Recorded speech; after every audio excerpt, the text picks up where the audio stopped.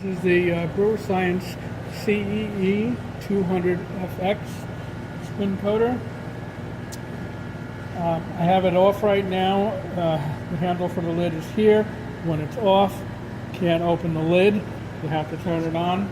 Power is applied here. This is a 208 volt single phase unit. When I turn the power on, you'll hear some grinding. That's a valve that's inside. There's also a click, which is the release for the lid. Sometimes that click is louder than other times, not to be concerned with. It will go through its initialization and then come to this screen here where you can run your process, edit your process, or go into diagnostics. The manual will describe what each screen does. The big thing with the diagnostic screen is this is where you set your centering speed, and it's also, you can see the different sensors. So for instance, I've got the vacuum hooked up, and if I turn the vacuum on, you can see that the sensor has shaded now, and so it knows the vacuum is on. We could also turn the servo on, which would turn the spinner and at the same speed that the servo is, which I currently have set to 200 RPMs. So there's a few different functions here that you can do. I'm going to go back. I currently have the process in there set to run at 3,000 RPM. And the reason for that is that inside the chamber here,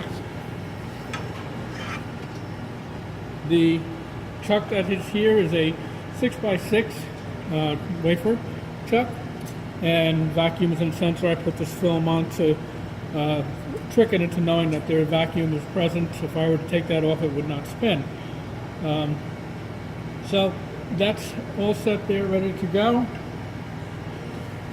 The lid must be closed. It does have a safety mechanism so that it will not allow it to spin if the lid is not closed. So I'm going to start the process here by run process, and you can see that it's ready to go. I'm going to hit center, and if you watch that chuck there in the middle, it's going at the pre-programmed speed that I have set it in.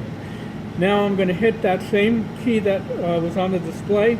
It's going to go into the program and actually run 3,000 RPMs, which is the max for that particular chuck.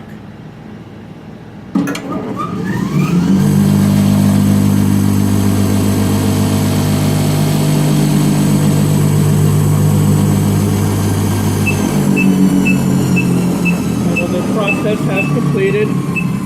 You can hear the alarm, and there's a visual indicator here, and that'll keep going until you hit the button to let it to stop it. It does have, I'll show you the editing screen. In the edit process, you can go into any of the process steps here and change the speeds, the acceleration, and how long you want it to sit at that particular speed. And then if you did have dispense things hooked up to this, you could activate them or deactivate them here. If you were done, you could then save it, or you could load another recipe. So for instance, there's a bunch of recipes that are in here. I'll just load another one. I'm not going to run it, but it says load, and it's taken, and you put other variables in these spots, at which time you could edit them again.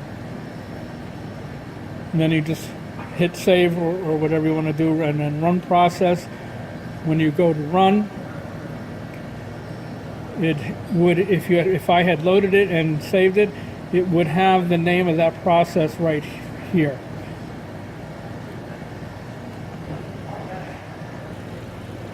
And on the rear panel, we have all our interfacing. This is the connections for the programming unit on the side there.